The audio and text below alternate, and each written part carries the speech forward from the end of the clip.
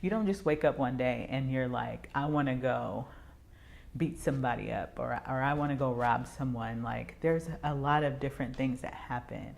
And in my case, a lot of things that happen that lead up to that one defining moment or crime that's committed. In my case, I came from a good home, but there's a really traumatic experience that happened in my life. And someone that I know and love was very close to me.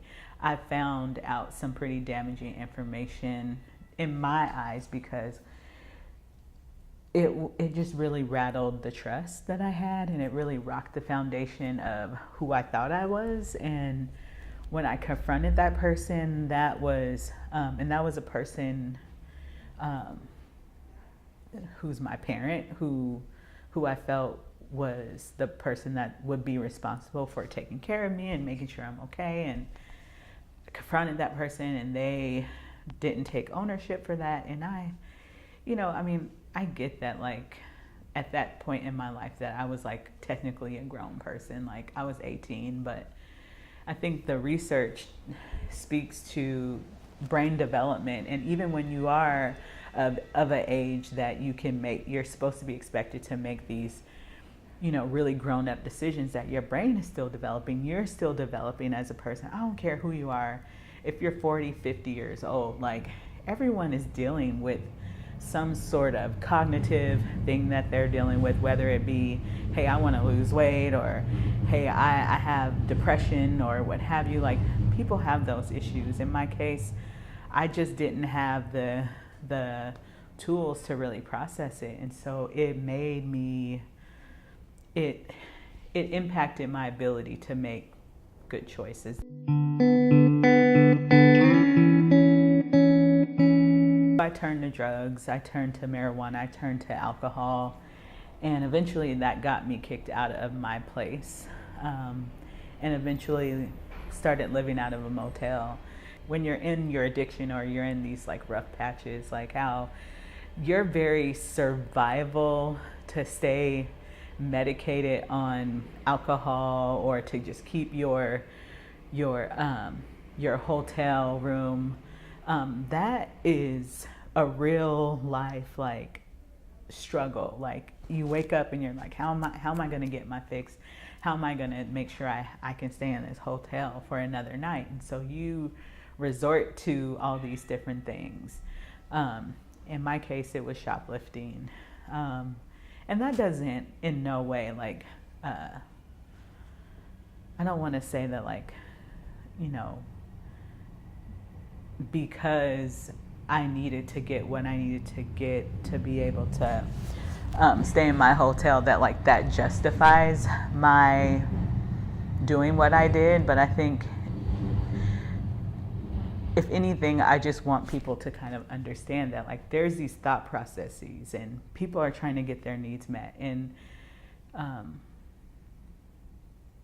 we need to judge it and be mindful that those things aren't right. But I think understanding the psyche, understanding the heart, the mind, and how it works, I think people would be more in a better place to like really try to understand process and not demonize the person, but like, hey, like, you kind of had a shitty life. Like, a lot of stuff happened to you, and that was rough.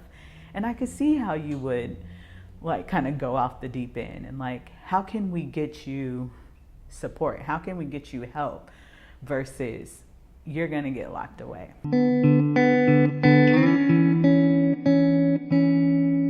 What happened in my particular situation, I was shoplifting and got charged with Measure 11 once one of my co-defendants engaged with the security guard. And in no way am I saying that like that wasn't right and that there should be some type of repercussion for that, but I also don't think that almost 6 years is due to me because I was in a store stealing less than $100 worth of stuff. My co-defendant engages with this security guard, and next thing you know, I have a Rob 2. I have a charge that if a person were to hear that charge, you automatically think that I have a gun, I have a mask, I'm in a bank, I'm stealing large amounts of money, and that wasn't the case. To me, it just seemed like, oh, I was shoplifting, like clearly we're kids, like we're just being dumb and stupid. You know, we did something wrong, obviously, but 6 years wrong, like I didn't imagine that. And also to some degree, I did feel relief because I was hurting and I felt like, okay, maybe something's going to give, maybe something's going to stop, maybe something's about to happen to help me like finally get what I need to like come out of what I'm feeling.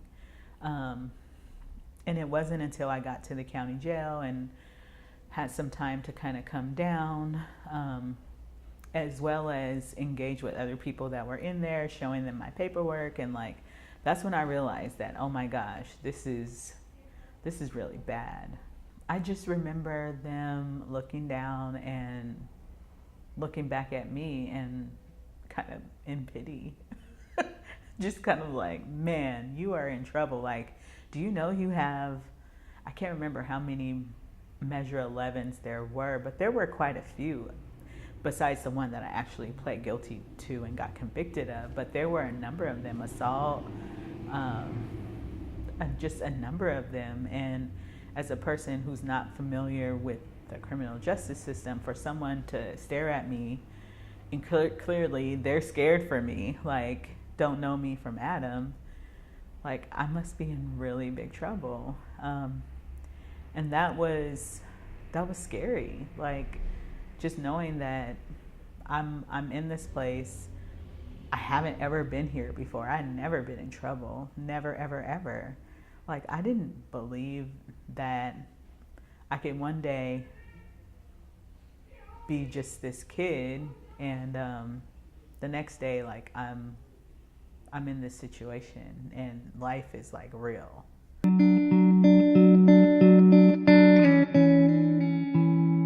My lawyer, he recommended that I plead guilty and request a downward departure. And if you know anything about the law, which I did not, which none of my family didn't know anything about the law, you would know that if you plead guilty to a mandatory sentence, there's no way you're getting a downward departure. Like, that's crazy. And if you are a lawyer who is worth,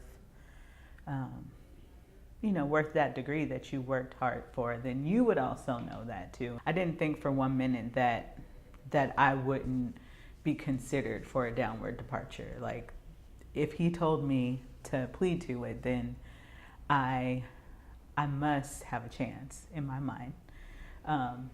After I pled guilty, the judge told me, and he basically said, even if I wanted to, which he wanted to, it sounded like he wanted to downward departure me, it was not in his, like he didn't have the ability to do that. And there was another person who's my co-defendant who took it to trial. And clearly, we all got on the stand and we were able to articulate who hit who. And she took hers to trial, her situation to trial, and she didn't get that much time.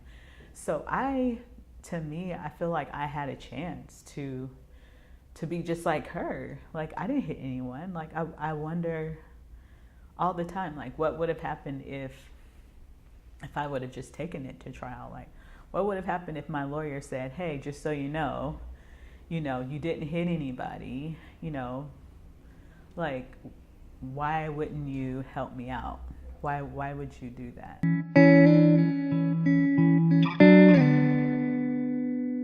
Joni had a different perspective on her involvement, and I think she was able to clearly articulate that.